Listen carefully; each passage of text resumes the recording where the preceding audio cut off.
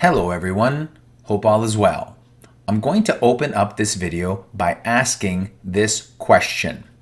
Can an employer put an employee on a leave without pay in Ontario, Canada? Now, I am not a lawyer, I am just a Canadian citizen. That being said, I'm going to give you my personal short answer. No, an employer cannot put an employee on a leave without pay, in Ontario specifically. As you can see, I'm in the Ontario Employment Standards Act, and in case you live outside of Ontario, you will have to seek your own province's Employment Standards Act. Conjecture on my part that I'm about to state, I'm going to take a guess, but it is indeed just a guess, that your employment standards outside of Ontario, but still in Canada, will be extremely similar to the Ontario Employment Standards Act. But for the sake of this video, this is the one that I'm going to use. Keep in mind that the Employment Standards Act in Ontario is the lowest form of employment standard.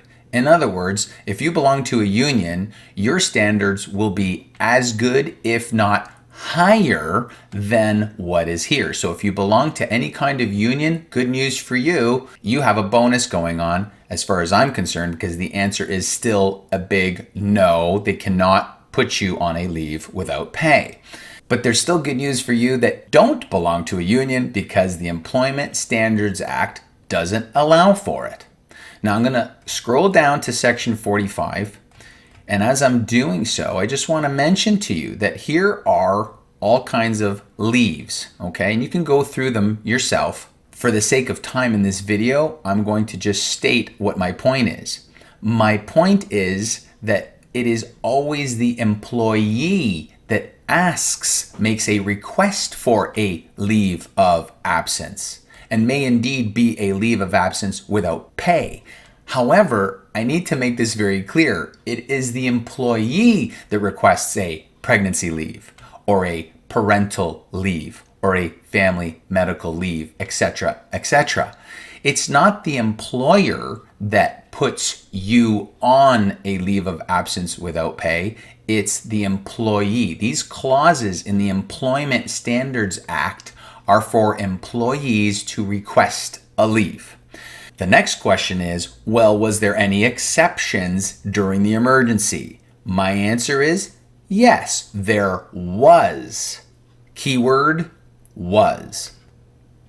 Here we are in the Ontario Infectious Disease Emergency Leave Clause. Now, as you can see, it says right here that it was filed May 29th, 2020 under the Employment Standards Act, which further proves, by the way, that employers didn't have a clause where they could put employees on a leave without pay. And therefore, this clause was necessary to put in. But keep in mind, this is a temporary clause that was put in the Employment Standards Act. Now, let's read it. In Section 1 of Section 1, it clearly states, the disease period means the period beginning on March 1st, 2020 and ending on the date that is 6 weeks after the day that the emergency declared by Order in Council 5/18/2020, Ontario Regulation 5020, on March 17th, 2020, pursuant to Section 7.0.1 of the Emergency Management and Civil Protection Act, is terminated or disallowed. Let me read this again so that it is a little clearer by not stating all this extra legalese. The disease period means the period beginning on March 1st, 2020, and ending on the date that is 6 weeks after the day that the emergency declared is terminated or disallowed. This is basically saying, once the Emergency Management and Civil Protection Act is terminated, pulled, or revoked, you can continue in this clause for only another 6 weeks after that day. Was the Emergency Management and Civil Protection Act terminated? Yes, it was.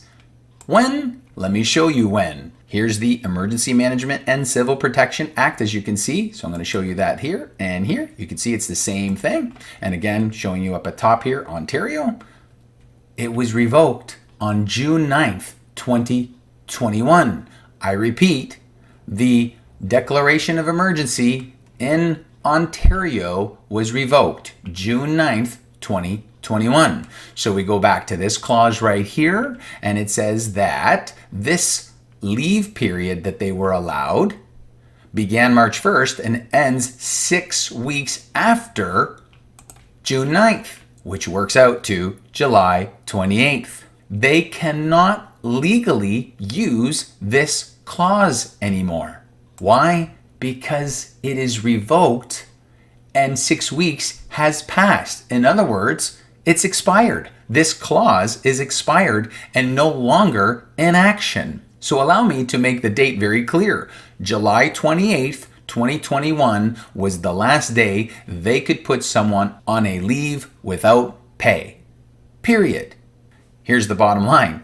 They couldn't do it in August legally, or in September, or in October legally, much less the month we're in now, which happens to be November of 2021. I'm also going to mention this. The reason this clause was temporarily put in, the intention of this clause was to allow an employer to put you on an unpaid leave rather than terminating you, or rather than putting you on a temporary layoff in which you would collect EI, because the government was putting everyone on CERB, C-E-R-B. So that was the intention of this clause. So for example, if you were a restaurant and you were forced to shut down by the government was saying, don't terminate your employees and don't lay them off. Put them on an unpaid leave so that we, the government, can pay them with CERB. That was the intention of this infectious disease emergency leave. Hence why it has a temporary timeline on it. And again, I'm going to repeat, in Ontario, it has indeed expired. So, what's the next question? I would assume it's this. What should I do if my employer seeks to do this anyways? Here's my answer. So I can't tell you what to do, but I can tell you what I would do if my employer tried to put me on a leave without pay. I would show up for work anyways, peacefully of course, and I would state clearly that I do not agree to the leave without pay. If you were really great and powerful, you'd keep your promises. So for example, if my boss said, this coming Monday morning, you will be on a leave without pay, I would show up anyways, on time, peacefully, and I would make it very clear that I do not agree to the unpaid leave. If I was logging in from home or if I was showing up at an office, either way, I would record myself doing so. I would email my employer and let them know that I was ready and willing to work and reporting for duty, showing that I'm on time, and also stating that I do not agree to the unpaid leave. Do you presume to criticize the great Oz, you ungrateful creatures? And I would make copies of my videos, and I would make copies, hard copies of those emails of me communicating that I'm reporting for duty on time and not agreeing to the unpaid leave. See, my sense is that if you did stay home for 3 days, let's say, they could argue that you agreed to the unpaid leave. But if you show up on time, they can't argue that. See, guys, I see these laws are all on our side, and all I see them doing is, quite frankly, scare tactics. The great Oz has spoken. Oh.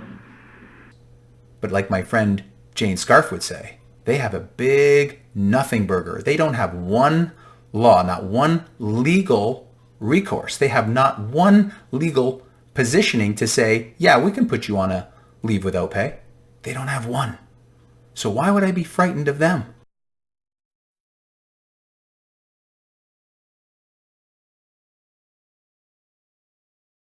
See, they're not trying to steal our rights. In my opinion, they're trying to get us to give them up. Well, I'm not prepared to do that because I know that if I give up my rights,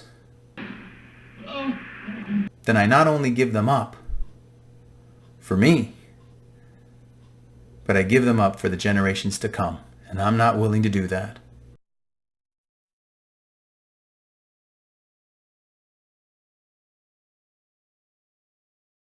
I hope that this encourages you to stand in those laws that God has blessed this country with, and to be of good courage and to use them peacefully but boldly. Pay no attention to that man behind the curtain. The great Oz has spoken. You're a very bad man. Not only for your sake, but for the generations to come.